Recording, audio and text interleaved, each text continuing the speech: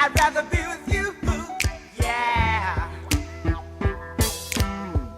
Welcome to Good Vibes. So, as every Good Vibe session, I interview an amazing entrepreneur. And the main goal of Good Vibe is to get some inspiration, some insight, some optimism during this very specific period. We started at the beginning of the confinement every day with one entrepreneur. And since the end of the confinement, where I'm based in Paris, we do 2 Good Vibes every week. And you, François, you are invited the same week as the founder of Reddit. No pressure. So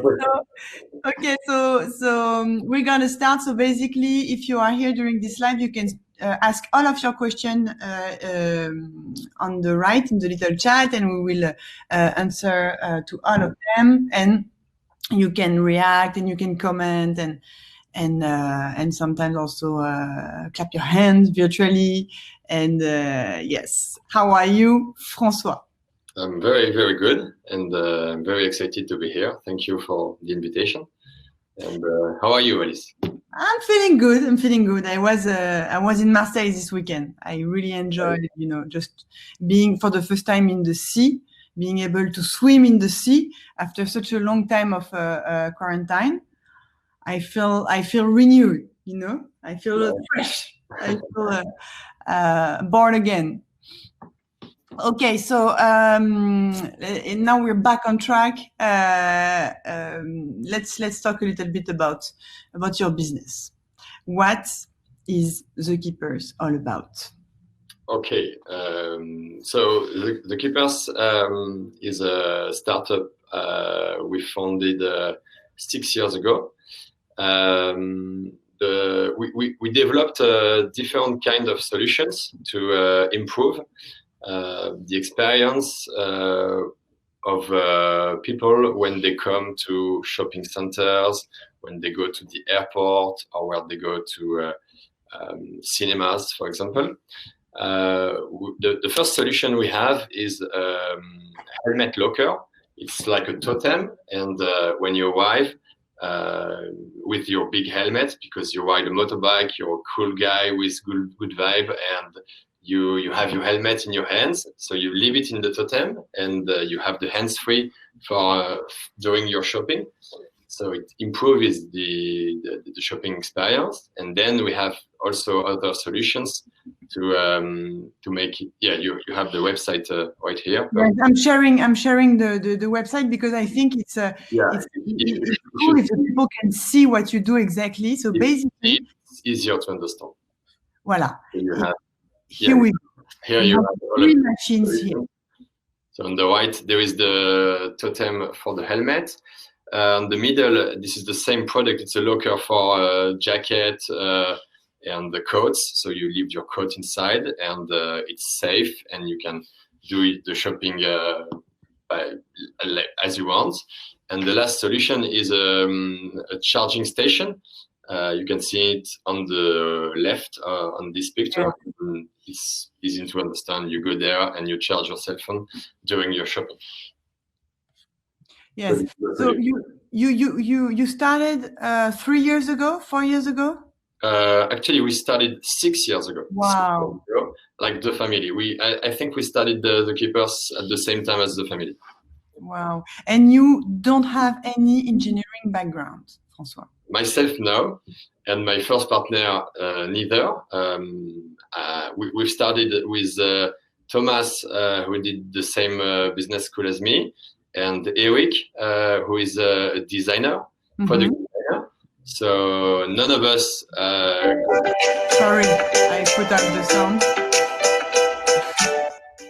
None of us got the technical competencies, and it was difficult at the beginning, but it was good points.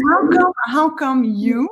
So tell me about your background and where you come from, and so you wanted to become an entrepreneur, but how come you, with no engineering background, you decided to start a hardware startup? comfortable at. And no, I think it's. I don't know. I really like the physical aspect of the product, and when I was doing my exchange program, I've been in China, and I've been looking at all of the stuff I can see, and I really wanted to find a good idea. Yeah. I wanted to create my startup, and I found this product to lock umbrellas in China, in Vietnam as well. They have this rack, and you just lock your umbrella, and you do your shopping or your cinema without the umbrella. And I found it interesting. I thought we had the same way in Europe, so maybe we can do it. I came back, I bought some. It didn't work at all, but I continue to speak with people, look at people, and this is how I spotted the problem with the helmet, the big issue with the helmet. And I spoke with people, and I understood the pain, because I wasn't, I never had this pain before, because You're not even a biker. I'm not a biker. I bought a scooter later, but at the beginning I didn't know this problem, so I had to understand it. I had to speak with my end users, and to make them talk, because I didn't know anything about this problem. And this is how I found the original idea, the totem for helmets, and then I wanted to do it very easy, like let's Google it and let's find it as the umbrella locker, but I found nothing. So I met Eric, who is a product designer, and I told him, okay, I want to do the same concept as the umbrella rack. I want to do it for the helmets, and Eric designed the product, the first totem. And we found a little factory close to Paris, a guy who we gave him the drawing of the totem. We told him, okay, we just have 8,000 euros. This is all we have for a prototype. So if you can do it, if you can make it, go on it. And he made the first one without any plan, just with the draw. And yeah, it worked. We set up the first prototype. It worked. And what does it mean? It worked. I mean, it worked. You have clients already?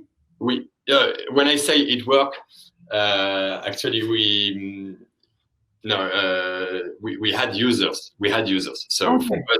The first step is to answer the question: does the biker will the biker use our solution? Will he trust our solution, and will he give us his helmet? And we've done. First step: is it working? Is it useful for people who have their helmet? There is no pain, and if your solution doesn't answer this pain, I think it's not a good idea of business. So the first point was, do we have user? And then we confirmed that, and then we had traction from places who wanted to set it up, and we had some good press. We had some articles in newspapers, and then some clients like Le Zénith de Paris, for example. Okay, so it's a big place for concert. Yeah, exactly. And they just contacted us. They told us we need it for our clients, because we don't have solutions for the helmets, and we have like 5 or 6 like this. And that was the second step of the proof of concept. So we just a question, because now we are entering the business model, but these places, these big malls or this concert zone, what were they doing? They were like having one real person taking the helmet in exchange of no? No, exactly. Actually, they don't do anything. So we have created the demand. In this kind of area, they don't do anything for the helmet. If you go to the shopping mall and if there is no solution for you, and we have created it. So it was a big fight sometimes to explain them they need it, because they didn't have anything from the beginning, and we had to show them there is something to do for the visitors. Yeah, it's crazy because they didn't even know it was a pain for their users, because no one asked their users. We understood it. Okay. And so your background is what? You've been studying business, yeah, and you've been working a little bit afterwards? No, I studied. I just did some internships, and I decided to create my company right after the school, because the big brother of a good friend was the founder of Fago Shoes, and when I was in high school, I was dreaming of this company because I thought it was huge to create this kind of company right after the school, and I wanted to do the same as him. And I've been to China as he has been to China for the studying. Yeah. And I found my idea in China, the beginning of my idea in China as he did. And then I created my company right after the school. Many entrepreneurs actually I've met have been following the same path, getting some inspiration in China. Yeah, it's a country you have so many stuff to different, and everything is going very, very, very fast. And it was a very interesting source of inspiration. And then the very first phase, you have to. I mean, it takes a long time before you have a first a working prototype, and you have to invest. Even if your co-founder is a designer, you need to build the machine, and this has a cost. Yeah. At the beginning, we've created the company with 10,000 euros, and this is all we had to start. So as I told before, we've been to the little factory because the biggest factory was too expensive for us. We've been to, it's like a garage place where the guy was repairing cars and making some stuff sometimes. And he had some machines to make stuff. So we just gave him the drawing, and we told him what we have to make it. And that's all. And we were all in, because if this prototype wasn't a success, we couldn't make another one. We didn't have the cash to make another one. So we were all in. And of course, there were a lot of problems with this prototype. For example, the first user of the product couldn't get his helmet back. It was locked inside. And he had to come back the day after to get it back, because we had a big bug and it didn't work. But never mind. We had to make to give the product to the end user, to put it in the hands of the end user very soon. And because we were all in, we had to do it. And I think it's a big opportunity for us to go in very, very soon on the field with the first prototype we had, because with this prototype we could do the proof of concept, and then we had this opportunity to loan money. We've been to the banks, and I don't know why, I don't know how, but we got money from the banks, and without a personal guarantee, we got money. I think we loaned more than 100,000 euros to make the first series. So then we got the cash to go to the biggest factories to make a real series, and then we launched it. But we've started right after the proof of concept. At the moment we loaned money, we've started to sell it. We just had one prototype, and it didn't work very well. But we've started to sell it as we had it. It's like and the business model in your mind, it was already subscription. Not exactly. At the beginning, we decided to give the choice between two business models. The client could choose to pay for the service and to offer it to the end user, or he can decide to not pay and make the end user pay. And of course, at the beginning, everyone want to not pay and to let the end user pay. So all of the first clients were not clients; they were just areas with the service inside, and the client was the end user. And we switched the business model 4 or 5 months after the beginning of the installations, because we understood it wasn't the B2C business model was not the good one, and we had to go on the B2B business model. So you mean if I go today to the cinema and there is your machine, I don't have to pay? No, today all of our machine are for free for the end user. And the business model is based on the annual fee paid by the place, including the machine, of course, but also all of the service we provide them, like the maintenance of the machines, the data we send them, because we collect data with the machines and we give them all of these data. The call center, we have a 24/7 call center. For example, if you forgot your code, you will call us because you will need to get back your helmet, and we will answer. Even if it's 2 a.m., you will have someone on the phone. Maybe it's going to be me. Maybe it's going to be one of my partners. But all of this is included in our prestige, in our package of service, and the whole package. And it's like we take care of everything. You don't have anything to do. How many places, malls, cinemas, and in how many countries today are using the keepers? Today we have 365 totems. Dedicated to the helmets? No, mix of helmet, coats, and cell phones. And we are in 5 countries. We've started.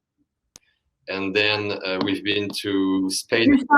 You started with France? Yeah, France first. And then we've been to Spain and Italy, because of course there are a lot of motorbikes there, and it's sunny, so people ride motorbikes. And then when we launched the new products for the jackets and for the cell phones, we didn't have the geographical attraction. So we've been to Benelux, Belgium and Luxembourg. And if we can, next year, we'll try to launch Germany. Okay, well, okay, because it's really related to the weather and to the lifestyle of the people. For the helmet, yes. For the helmet, yes. But the helmet, yeah, okay, get it. And you're already break even, and you haven't been raising funds from venture capitalists. Yeah, exactly. We just raised at the beginning with friends and family, and then because of the business model based on the recurring revenue, we've been profitable. 1 year we are profitable since last summer. What has been happening for you during COVID-19, when all the malls were closed? And still, I think it's not there yet. I mean, the activity is not already what it used to be before. How it's been for you? How have you been reacting? And what have you learned from this moment? We learned a lot. And at the beginning of the lockdown, we decided to do what we never do, and we had a lot of new functionalities and new development upgrades we wanted to do for a long time. So we've done it at the beginning of the lockdown because all of the machines were closed. We didn't have any operational tasks to do, and we didn't have any sales tasks to do as well because nobody wanted to buy anything at this moment. So the beginning of the lockdown was based on upgrades and new developments, new tools. For example, we made a platform for our clients to give them the access to all of the data we sent them before. Now they can go on the platform and they have every data they want at the time of they want. So this is an example of development. And after this part, we focused. I think it's at the middle of the lockdown when we had the target date of the 11th of May. 11th of May, the reopening. Everybody was focusing on this reopening and in which condition, how can we reopen the shopping mall? How can we reopen this kind of areas? And at this moment, we decided to work on the upgrades of our products to make them compliant with the new context. So we've developed. And that's how you started your machine with Merci&D's. No, it's arrived right after. But first of all, we improved our products, and then after the lockdown, when the shopping malls were open, at this moment we realized every place had a gel dispenser, and there were a lot of limits with this gel dispenser. The experience wasn't good, and it was like anxiogène, like it makes you remind the COVID. And but you have no choice. Huh? Every shop you enter today, I mean, they put this. Of course, but we thought it wasn't the good way to do it because this is the first interaction you have when you enter to the establishment, to the place, and we decided to do it very differently based on a fun experience with good vibes. And then we called the Merci&D. So Merci&D is making a very fun gel to wash your hands, and this is a French startup.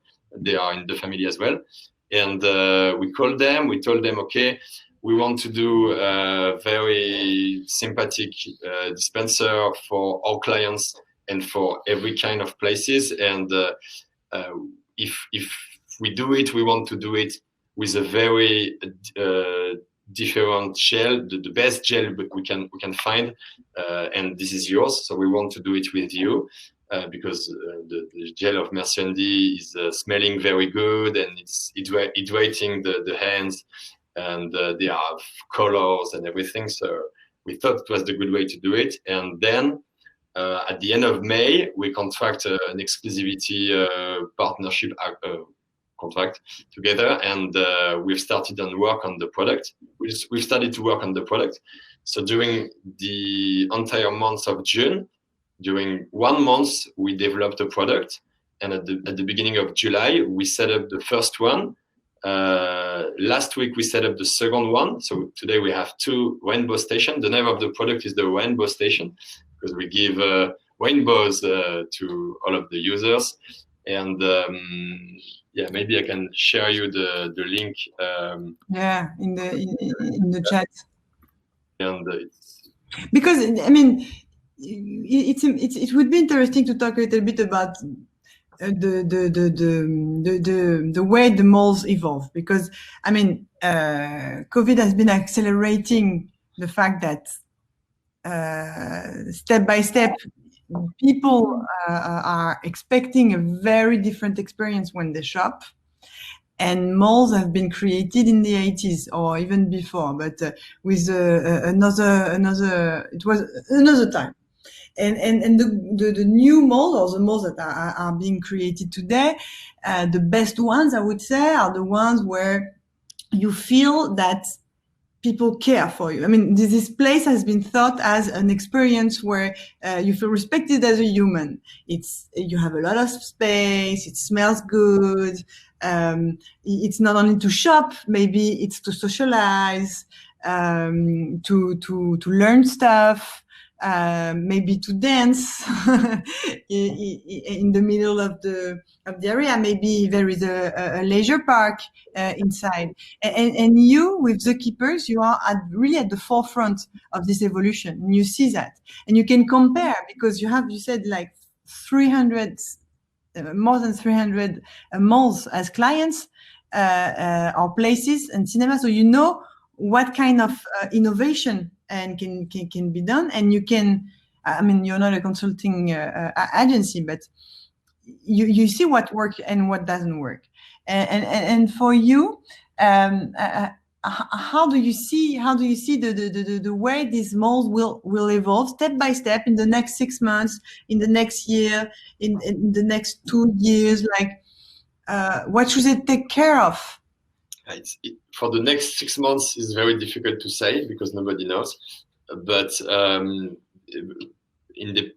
without this actual crisis, the strategy was exactly what you just said. It's to improve the shopping experience, to make them feeling good, and to make them live real experience, a whole experience. Yeah. You go to the mall with your family, and you will have some activities for the children. You will have the good restaurants, maybe the cinema, and of course the shops to buy stuff. You will have technology to improve this experience. You will have a lot of comfort because it smells good, because the architecture is amazing. You have space and you enjoy a good time. And of course, it's definitely not the same experience as the beginning of this kind of malls. They are transforming, and the evolution is very fast because of e-commerce. And for the last 15 years, they moved very, very fast on this experience.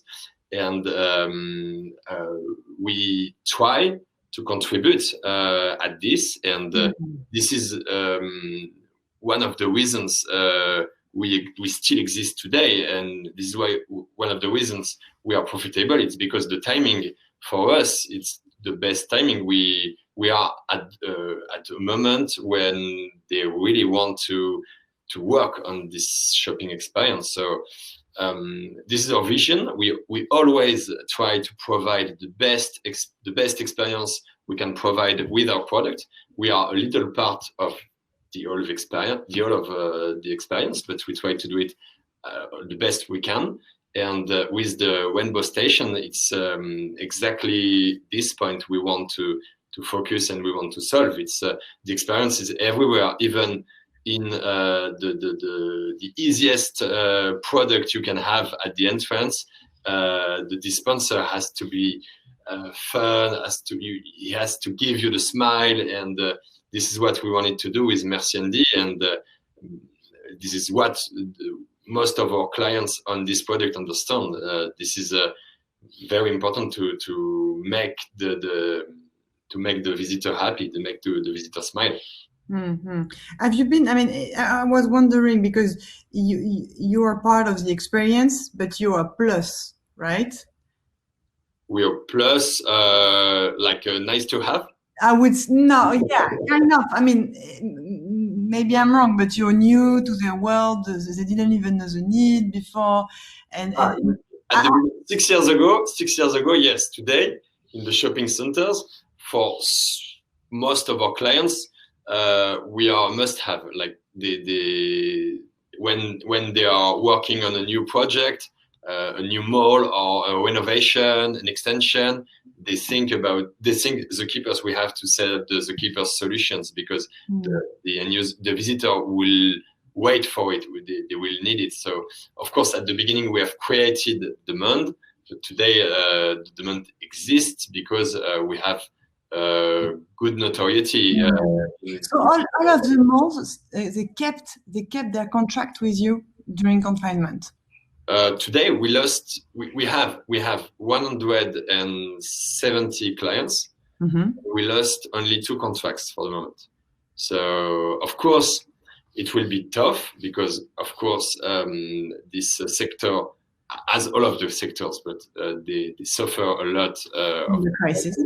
and it's not finished. Of course, it will stay. This context will be for a long time. I hope the less time possible, but nobody knows.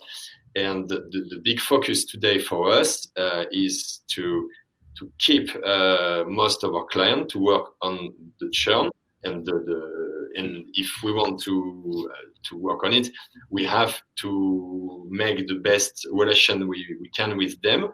So we were before COVID, we were already very close of our clients, but today we are more than even close to them.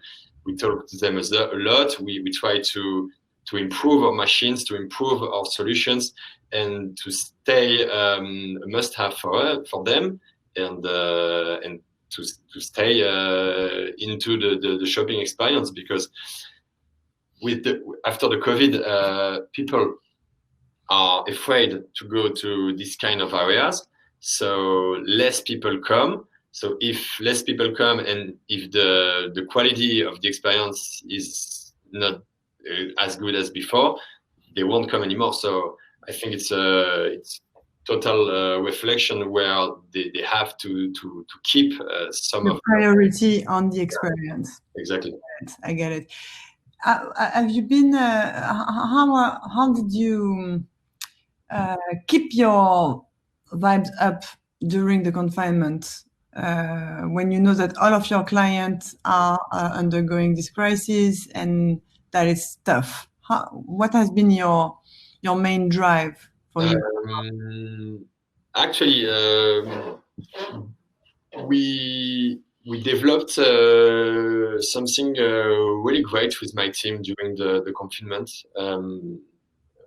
Before confinement, we were already very close. The people in the team are here for a long time, and we do a lot of stuff after work. And how many people are there in your team? We are 10. We are 10 people. 10 people. Everybody's very close, and we have very good relationships together. Actually, we have this concept of master of happiness. Every month there is a new master of happiness at the Keepers, and he's in charge of all of the organization of the time we can spend together outside of work.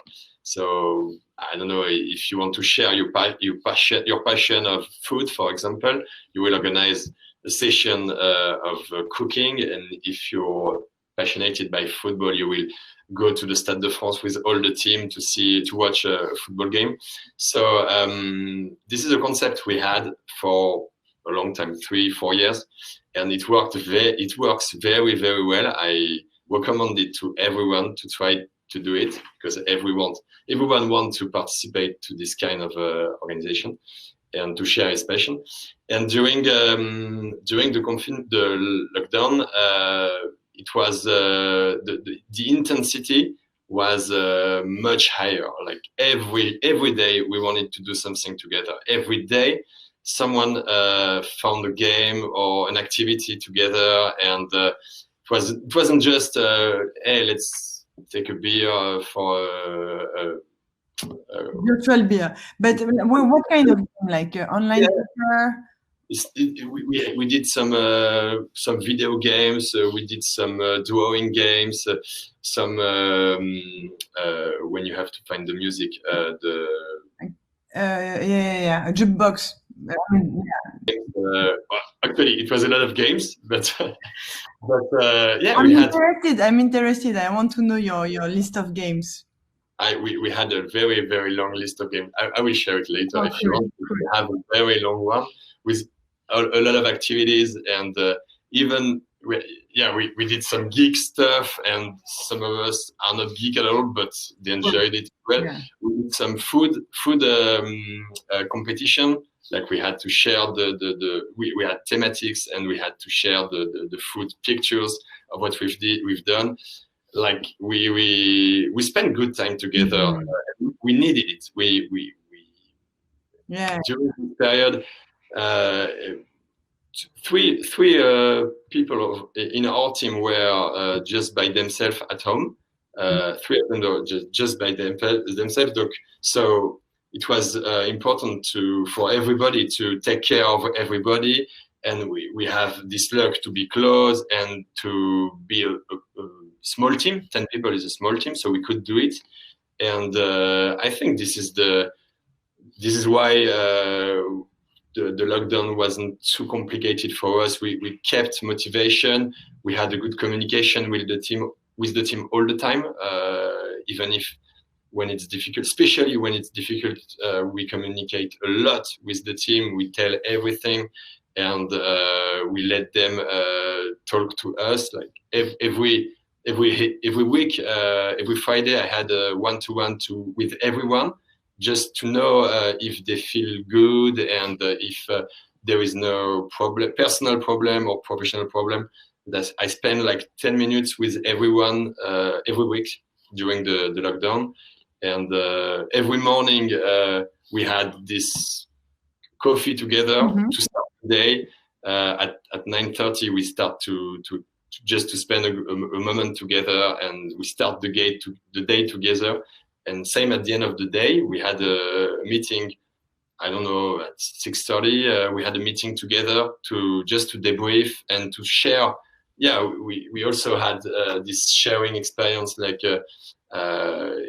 it was a unusual situation, so everybody has to everybody could share good stuff they find, because nobody lived this kind of experience before. So yeah, we worked very well during this confinement. We worked a lot, but we worked well. I'm very proud of what we've done during the lockdown, and I think make us strongest for the next steps we have. I don't know how long it's gonna be, but we are prepared, and we are working on it too. Yeah, you're ready. You're ready to go for it. Okay, cool. I think, François, we are already at the end of this good vibe.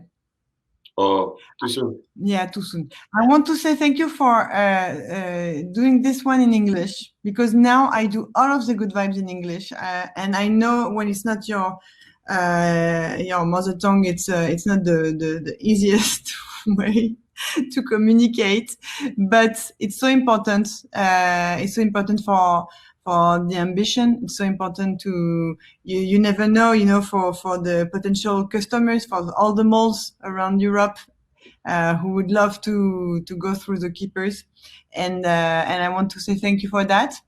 Thank you for the invitation again. And I have one last question that I love to ask. What's the song you love to listen to in the morning to keep the vibes up, just to enjoy? One song. I have two songs. Three songs. The first one is it's an easy one, but go for it. Just give me one. Just give me one. The only one will be the "Don't Worry, Be Happy," which is just the smiling song. I really like to hear, and of course I really like to hear the "Ramener la coupe à la maison," because every day you have a lot of optimism when you hear this song. Yeah, this one is great. I love this one too. Cool. It's a great song. Definitely. Thank you very much, François. Thank you, everybody, for being here during this live. Even if we are almost the third week of July, and that everybody is thinking of holidays and relaxing, especially after this confinement.